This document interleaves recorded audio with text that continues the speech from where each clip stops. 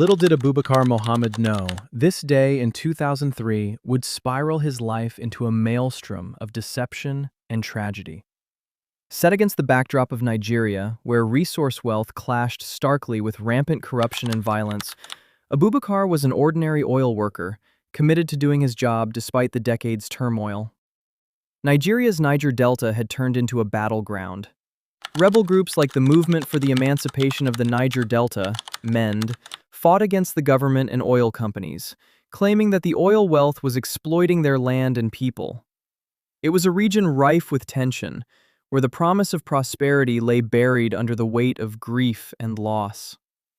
Abubakar, who hailed from Warri, a small town within the oil-rich region, had seen both sides of the coin, the wealth that attracted foreign companies and the poverty that plagued his community.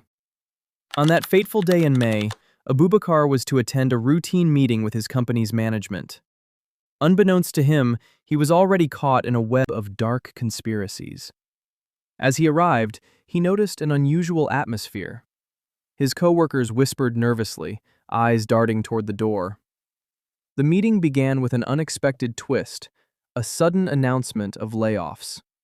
As panic spread, Abubakar's heart sank. He had a family to support.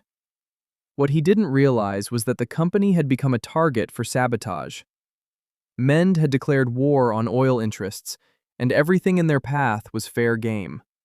On that day, as Abubakar sat listening in shock, armed militants stormed the oil facility. The chaos erupted within seconds. Security guards wrestled with the intruders, but the militants were heavily armed and well-coordinated.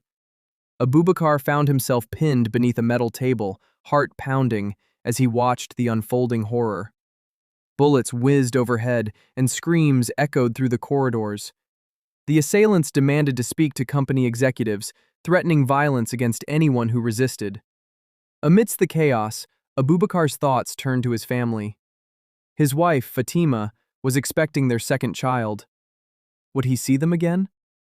Suddenly, he spotted one of the militants outside, a young man with rage-filled eyes, struggling under the weight of his weapon. A wave of realization crashed over Abubakar. They were not just fighters. They were brothers, fathers, like him. Why were they driven to this? This was not the solution they needed. Hours of gunfire and terror passed before the government forces arrived.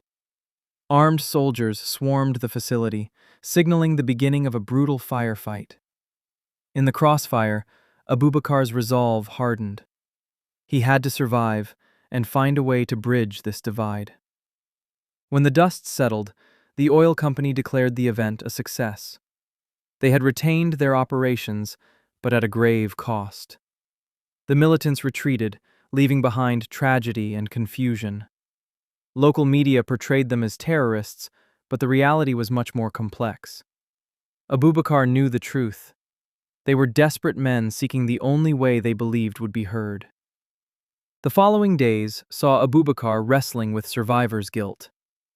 He attended the funerals of his colleagues who lost their lives, feeling a mixture of sorrow and anger.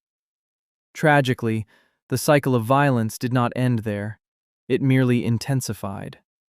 In retribution for the attack, the government launched a raid against suspected MEND hideouts, sending innocent villagers into a frenzy of fear. The media, too, played a significant role, depicting a simplistic narrative that fueled further discord.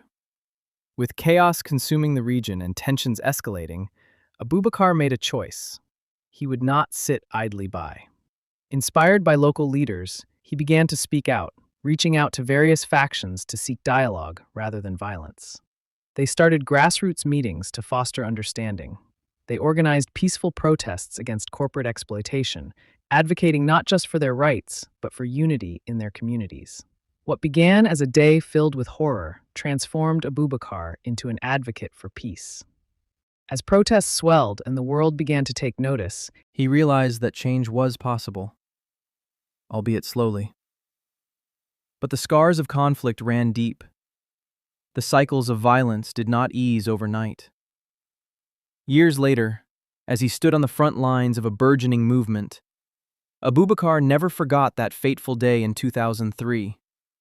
the day that turned an oil worker into a voice for justice against the tide of greed and violence.